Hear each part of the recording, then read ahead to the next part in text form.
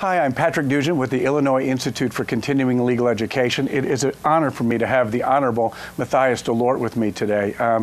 Judge DeLort is someone that has participated not only as a tremendous writer and volunteer, also a speaker for IICLE over the many years. And today we're going to talk a little bit about election law, which obviously this being November and election time coming up here in the state of Illinois and elsewhere nationally, it's a perfect time for us to talk about our new supplement on election law, which Judge DeLort helped write. Judge, first of all, thank you for being here. And secondly, how much can I thank you for being just such a great volunteer for IICLE over these years? What does it mean to you to be a volunteer and a writer for the IICLE Press? It's amazing that we keep getting these tremendous volunteers that come back time and time again to share their expertise, and I'm just wondering, why do they do that? Well, we have a great group of volunteers that serve as the chapter authors for the Election Law Handbook, and they are really some of the cream of the crop of the election attorneys in this state. Before going on the bench, I practiced in Illinois for about 20 years, and a big part of my practice was election law. So I use the IICLE handbook constantly as a reference in my own practice, and I know that the supplement that's going to be issued in a few months will be another very valuable resource for those attorneys and litigants throughout the state. Thank you very much for that. You know, if we were talking a little bit as you came in about some of the boundaries of election law, what a lawyer needs to know, what type of tools he needs to take into practice with them.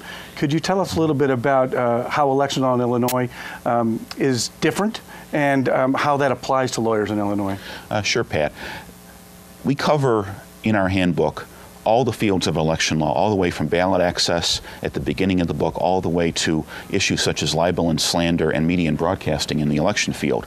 And as a lawyer practicing in the field of election law in Illinois, you need to be aware that this is a very technical field, and a lot of the law really is unpublished.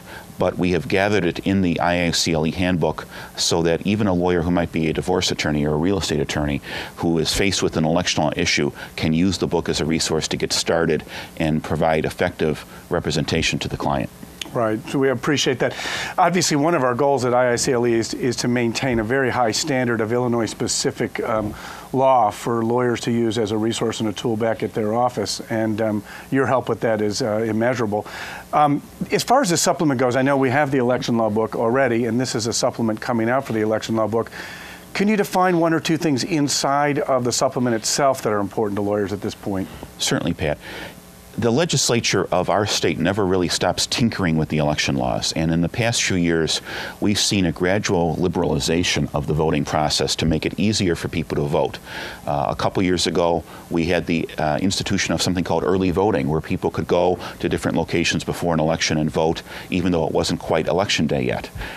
We cover in the supplement the newest law, which liberalized absentee voting, which allows people to vote by absentee ballot for any reason whatsoever from the comfort of their home during a certain period before Election Day. That dramatically changed how we address issues such as Election Day administration in one of the chapters of the book. So these are all issues that require us to keep updating the book from time to time. Right. And, you know, this being the great state of Illinois and there being no lack of politicians needing lawyers in this state, I'm wondering if you go into this practice and you choose to be a lawyer, you're either associated with a politician or representing a politician, what are some things that you're going to need to know to actually ensue that practice properly? Well, there are only two states in the Union, Pat, Illinois and New York, where election law has developed the complexity that it has. And if you are an attorney who might be practicing in a different field but wanting to begin a practice of election law, it's important to use resources like the IICLE handbook, because a lot of election law in Illinois is unwritten, in the sense that it's only available in decisions of electoral boards and administrative agencies that aren't necessarily available on the internet, but we have compiled them and categorized them in the IICLE handbook. Well, obviously, thank you so much for all your hard work for us, and thank you for your time today. It's always a great pleasure to talk with you and have you here. Is there anything in parting that you would want to talk about, or that you think is significant in terms of things that we're going to need to know in the next few years? Well, as we tape this interview today, we're embarking on a new petition filing season for the 2010 elections, which will undoubtedly result in even more litigation.